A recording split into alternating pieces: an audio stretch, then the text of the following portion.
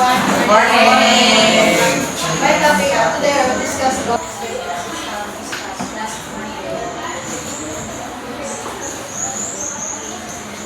number 6.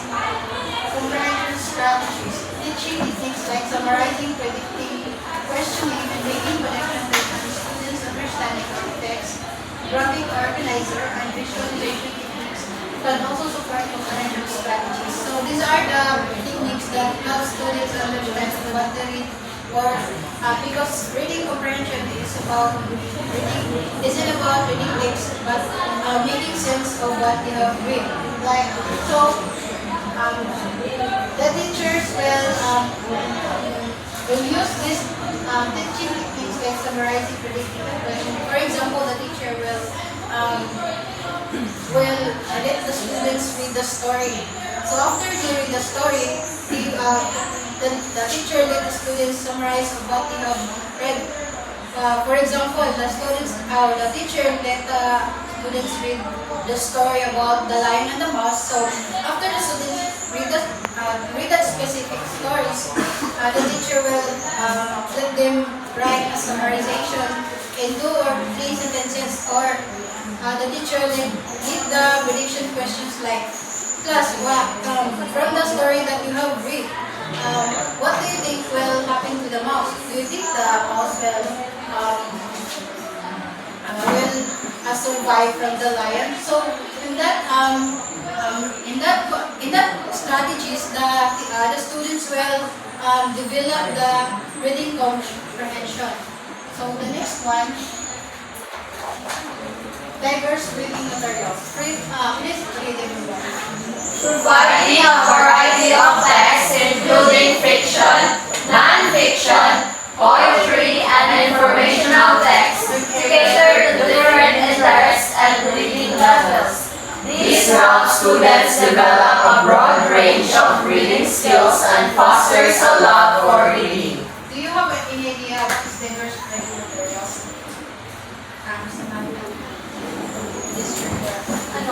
The word diverse has different genres and different mga stories para mas makuha siya sa mas kuha siya sa internet sa mga internet. So, the diverse reading materials, diba, every learners have different interests or reading level. So, imagine if a teacher only provide one type of books, the students need those interests in reading. So, therefore, as a teacher, you need to cater the different reading level of your students. So, what you are going to do, you will put a different reading materials to your reading corner, so the students will engage in reading because they will choose a different genres or topics inside the reading corners that will keep them engaged in reading. That variety of books will help them develop the literacy skills. So the next one, integrating literacy across subjects. Integrating literacy activities in all subject areas to reinforce skills and make learning relevant. This includes using reading and writing tasks in science, social studies, and math lessons. So literacy is necessary in integrating reading and writing in all subjects like math, science, and social studies. Because, for example, in your English class, you have the students that struggle in reading. So, ang gagawin mo, because that students, nahihirapan siyang magbasa, but she loves solving math problems. So, ang gagawin mo as a teacher, you will integrate those literacy skills on math subjects and let them solve math problems. Or in your science class, mas prefer yung students na in experimenting. So, you let your students write their observation about the experimenting process. So, in that way, you will develop your students' literacy skills because you will integrating literacy skills. The next one, literacy rich environment. Please read it. Create an environment filled with reading and writing opportunities.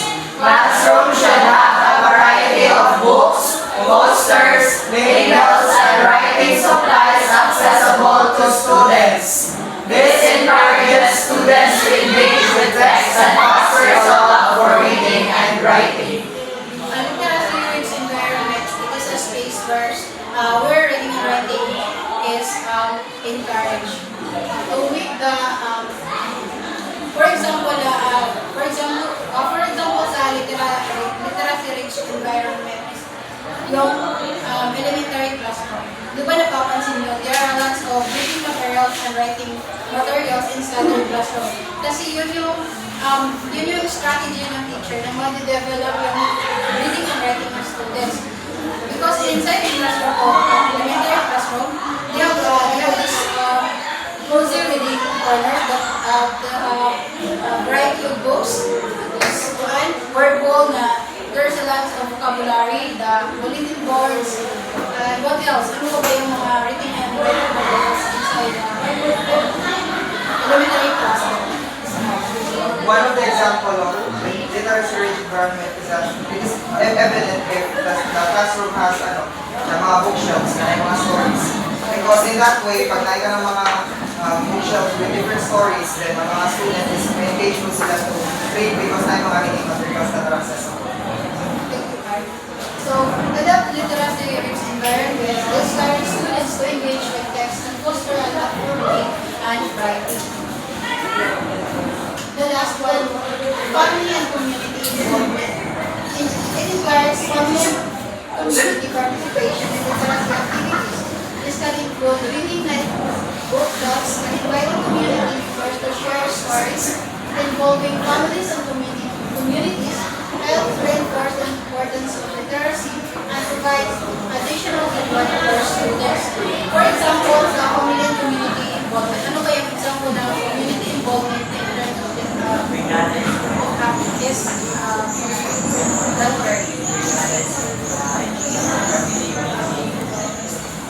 what else from this group? Ano ba yung mga example ng family and community involvement in developing literacy to students? Anyone?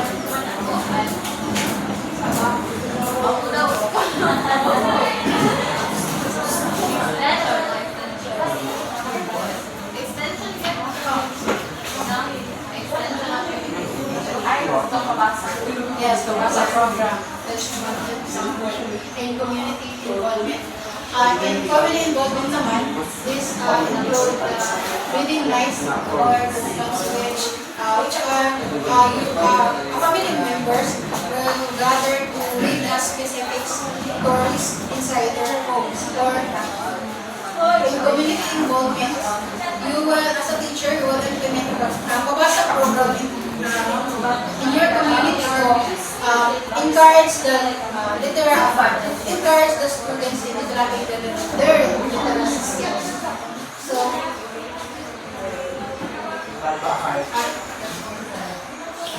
in conclusion, using these strategies, the teacher will empower students to academic success and a lifelong learning.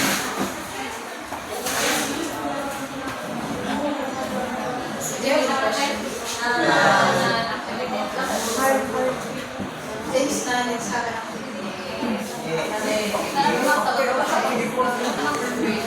this activity called Guess the Magic Word. I will divide the class into two groups. This will be the group 1 and this will be the every group you choose one post group. Kailangan magbasa sa group. Kasama sa posting group, tapos guess kung saan word. Sama? Sa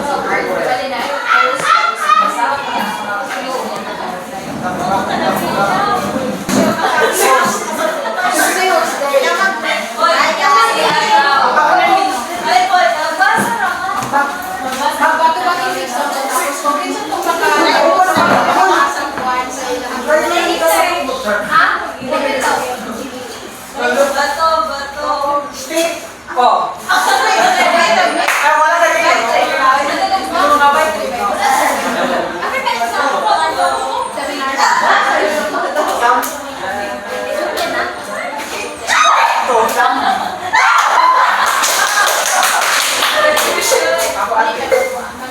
Akin sa'yo, mag-guess ka mo? I only give 1 minute sing everyone there. Kanila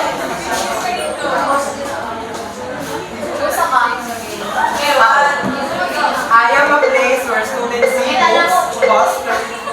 Corner. Library. Reading corner.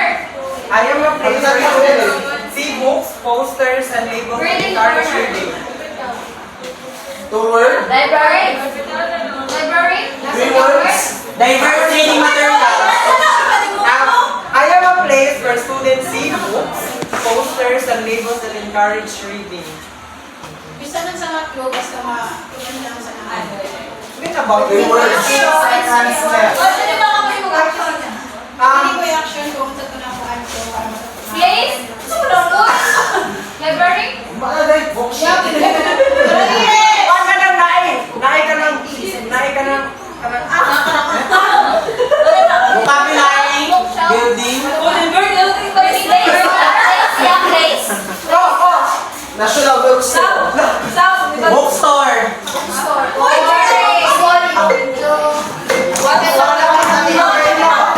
Bakit makalimutan ako?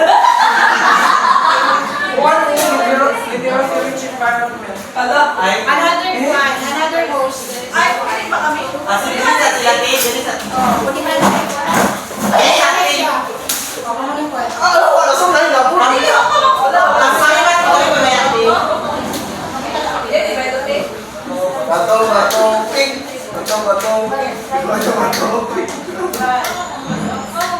Ako ba na Ay, sabi, magbibigay. No. I include family reading nights, book club, and invite. Family and community involvement. Alright, next. Next time na host, this is Ako ba Hindi ko ba? Dapat ikaw ako sa tigil. Ayun. Ayun na yun. Bigyan mo man. Topic. Hindi naman naman ay mong price.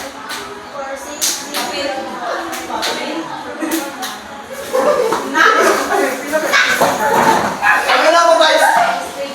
Okay, time starts. I involve reading and writing tasks in math, science, and social studies. Integrated. Ala. Yes! Integrated are across subjects. At least kita kata movie. Yes! Na host.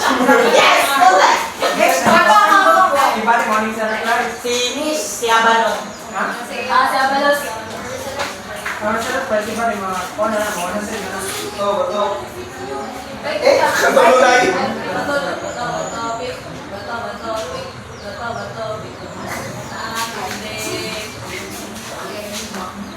Time starts now. I help you make sense of what you read. Oy, tawag niya, Words ano? are just letters on a page. What am I? comprehension.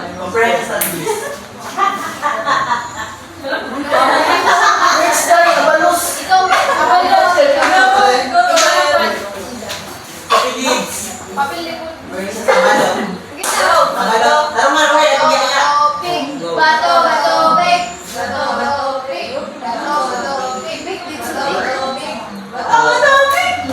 Tapos na.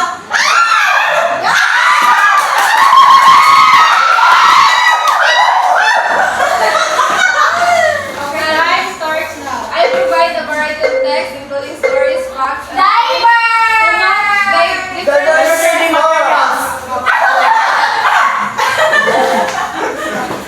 next one. Ay, ikaw nga, Bills.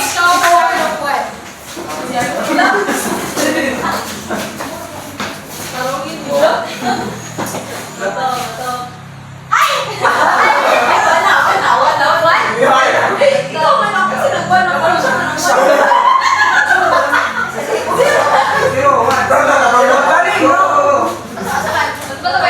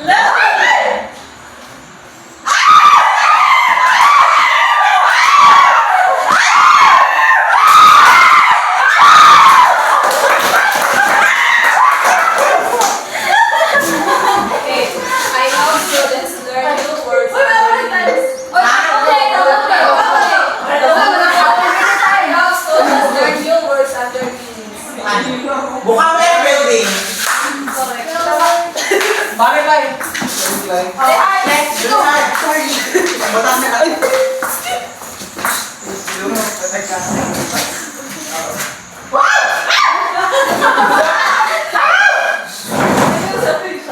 Yes! Oh my God! Live!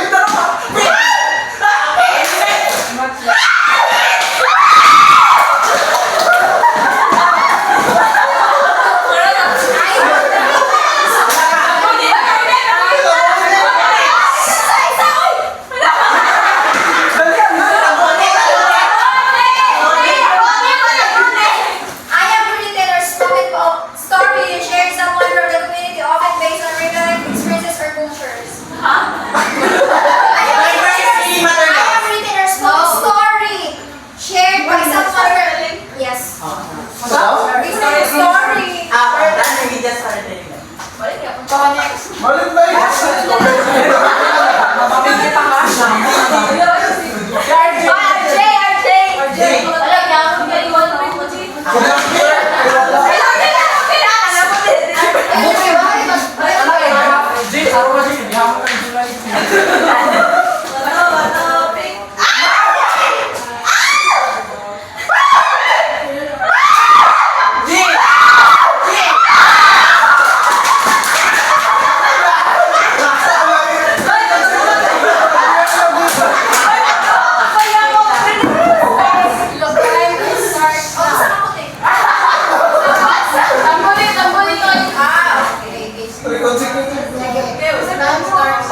I am a type of text that tells a made-up story. Make a story. Yeah. Yeah. Live!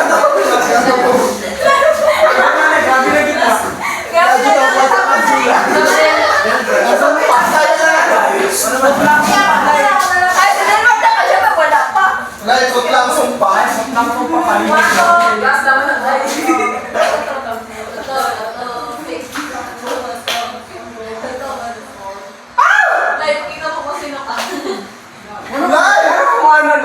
Sinuhan na kasi.